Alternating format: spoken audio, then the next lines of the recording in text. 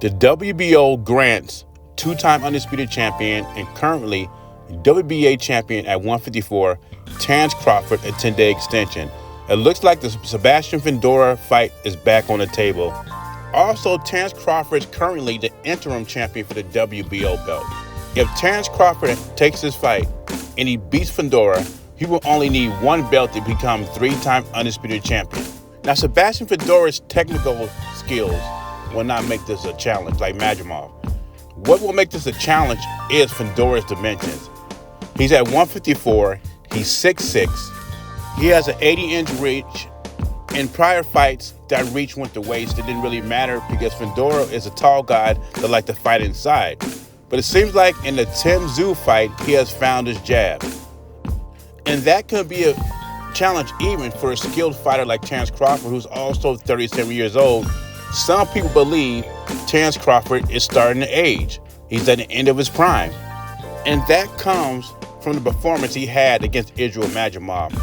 And some people measure fighters, even if they're champions, because Majimov was a champion, but they measure fighters on how many fights they have, which is stupid logic to me. The same people that criticized Terence Crawford fighting Majimov, who had 11 fights, and how the fight went, is the same people that are rooting for Morrell and Benavidez fight, which Morrell has 10 or 11 fights. Doesn't make sense to me, but you know, people like what they like.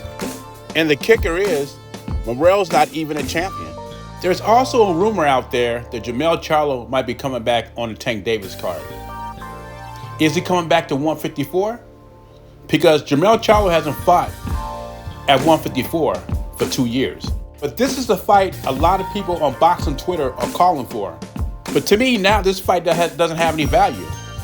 Crawford is going for legacy, more legacy. And besides, to me, I don't think Jermell Charlo can make 154 again. And if he does, more than likely he's going to be drained. And he's been out the ring for a minute. Terence Crawford will not get any credit for beating Jermell Charlo. They like the fight now, but if Crawford beats the brakes off of him, what are they going to say? They're going to say, well, he beat a weight-drained Jermell Charlo.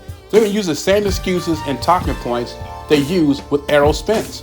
At this point, I'd rather see Teofimo fight Terence Crawford over Jermell Charlo.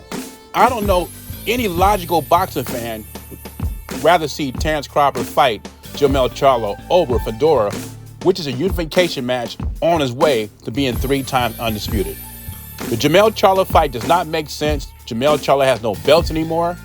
And the last time we seen Jermell Charlo, he had his track shoes on running from Canelo Alvarez. In my opinion, the best fight out there for Terence Crawford as far as legacy goes is Fundora. No Canelo, no Duran Boots Ennis, no Jermell Charlo, no Teofimo Lopez. This should be his #1 option. And out of all those fighters I just named, only one's a guaranteed big money fight.